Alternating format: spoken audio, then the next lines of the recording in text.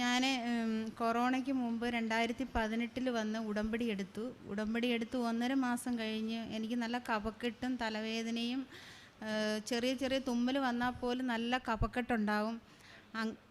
അത് 15 വർഷം കൊണ്ടുള്ള കഫക്കെട്ടാണ്. അതായത് ഞാൻ ഹോസ്പിറ്റലിലൊക്കെ അഡ്മിറ്റ് ആയിട്ടുണ്ട്. അങ്ങനെ ഇവിടെ വന്ന് ഉടമ്പടി എടുത്ത് ആരാധനയിൽ രണ്ടാമത് വന്ന് ആരാധനയിൽ പങ്കെടുക്കാൻ വന്നപ്പോൾ ഇങ്ങനെ മാതാവിൻ്റെ അടുത്ത് മുത്താനൊക്കെ അന്ന് പറ്റുമായിരുന്നു. അങ്ങനെ മുത്താൻ വന്നപ്പോൾ എനിക്ക് തലയ്ക്ക് നല്ല കഫമായിരുന്നു.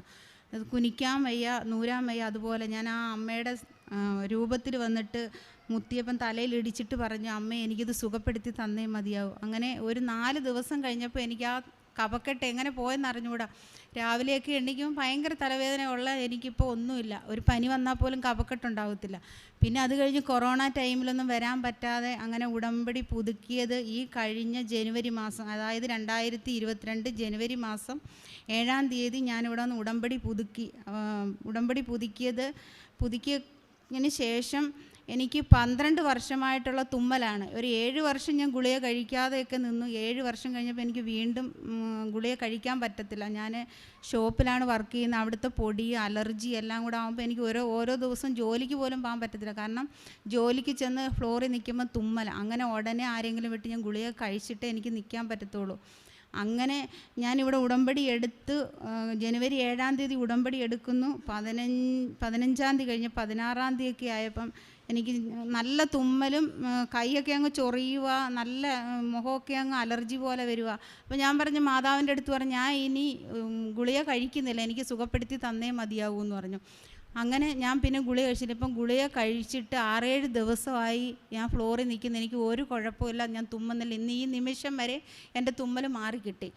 പിന്നെ അതേപോലെ തന്നെ ഞാനിവിടെ സാക്ഷ്യം യൂട്യൂബിൽ കാണുമ്പോൾ ഒരു സഹോദരി ഇവിടെ പറയുണ്ടായി, മാതാവിനെ കാണുന്നുണ്ട്, മാതാവിനെ തലോടുന്നുണ്ട്. അപ്പം ഞാൻ രണ്ടാമത് പുതുക്കിയപ്പോഴും മാതാവിനെ ഞാൻ സ്വപ്നത്തിലൊക്കെ കണ്ടെങ്കിൽ എനിക്ക് അനുഭവപ്പെടണം അമ്മയെന്നും പറഞ്ഞ് ഞാൻ പ്രത്യക്ഷീകരണ പ്രാർത്ഥന ചൊല്ലിക്കൊണ്ടിരുന്നപ്പം ഒരു ഉടമ്പടി എടുത്ത് ഒരു മാസം കഴിഞ്ഞപ്പം ഞാൻ രാവിലെ വെളുപ്പിലെ 5:30 തിരി കത്തിച്ച് പ്രാർത്ഥിച്ചുകൊണ്ടിരുന്നപ്പോൾ എൻ്റെ മുതുകത്ത് വന്ന് തണുത്ത കൈ കൊണ്ട് എന്നെ തലോടുക.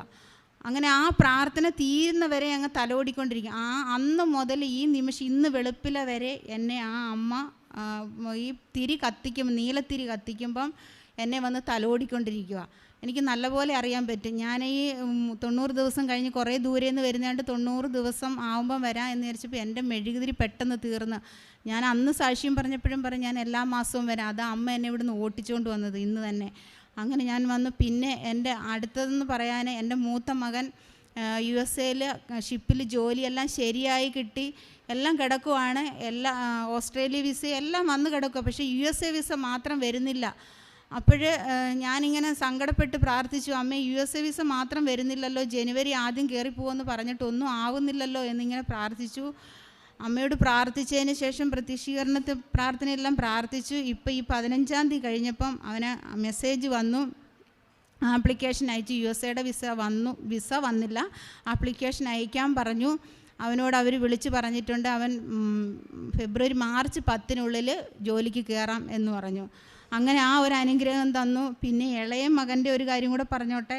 അവന് ഡൽഹിയിൽ ഹോട്ടൽ മാനേജ്മെൻറ്റിൻ്റെ ട്രെയിനിങ് ചെയ്യുക. അവന് എക്സാം ചെന്നൈ പോയി എഴുതണമെന്ന് പറഞ്ഞു. ഞാൻ ഒരുപാട് സങ്കടപ്പെട്ട്, മോൻ അവിടുന്ന് പോകാൻ ഭയങ്കര ബുദ്ധിമുട്ടാണ്. അവന് ഡൽഹിയിൽ തന്നെ റൂമിലിരുന്ന് എക്സാം എഴുതാൻ മാതാവ് അനുഗ്രഹിച്ചു. ഇന്ന് ലാസ്റ്റ് എക്സാം ആയിരുന്നു. അതും കൂടി പ്രാർത്ഥിക്കാനാണ് വന്നത്. അങ്ങനെ പിന്നെ എനിക്ക് ഒരുപാട് എനിക്കിപ്പോൾ ഓരോ ദിവസവും നല്ല നല്ല അനുഗ്രഹങ്ങളാണ്. പിന്നെ അമ്മ അന്ന് തുമ്മൽ മാറ്റിയതിൻ്റെ അന്ന് എനിക്ക് 2 ദിവസം അസ്വസ്ഥതയായിരുന്നു. ഞാൻ ബുധനാഴ്ച കഴിഞ്ഞ പ്രാവശ്യമൊക്കെ ഉടമ്പടി എടുത്തപ്പോൾ എനിക്ക് ഉപവസിക്കാൻ പറ്റത്തില്ല. കാരണം ഞാൻ മൂത്ത മകൻ ചെന്നൈയിൽ ജോലി ചെയ്തുകൊണ്ടിരിക്കും. മോനോട് പറയും, മോനെ മമ്മിക്ക് തലകറക്കമൊക്കെ ഉണ്ടായതുകൊണ്ട് ഉപവസിക്കാൻ പറ്റത്തില്ല, മക്കൾ ഉപവസിക്കണം. അമ്മ അങ്ങനെ മോനാണ് ഉച്ചവരെ ഉപവസിക്കുന്നത്. ഇപ്പോഴത്തെ ഉടമ്പടിയിൽ ഞാൻ രാവിലെ മുതൽ 6 മണി വരെ ഞാൻ ഒന്നും കഴിക്കാതെ ഉപവസിക്കുന്നുണ്ട്. എനിക്ക് ഒരു കുഴപ്പമില്ല. ആഹാരം കഴിക്കുന്നവർക്ക് ക്ഷീണമാണ്, എനിക്ക് ഒരു ക്ഷീണമില്ല. നല്ലപോലെ ഞാൻ ജോലി ചെയ്യുന്നുണ്ട്, നല്ല എനർജിയാണ് എനിക്ക് അന്നത്തെ ദിവസം. അതിനുശേഷം എനിക്ക് ഒരു കുഴപ്പമില്ല. ഇത്രയും അനുഗ്രഹം തന്ന അമ്മയ്ക്കും തിരുക്കുമാരനും ഒരുപാട് കോടാനുകോടി നന്ദി. വലിയ അത്ഭുതമാണ്.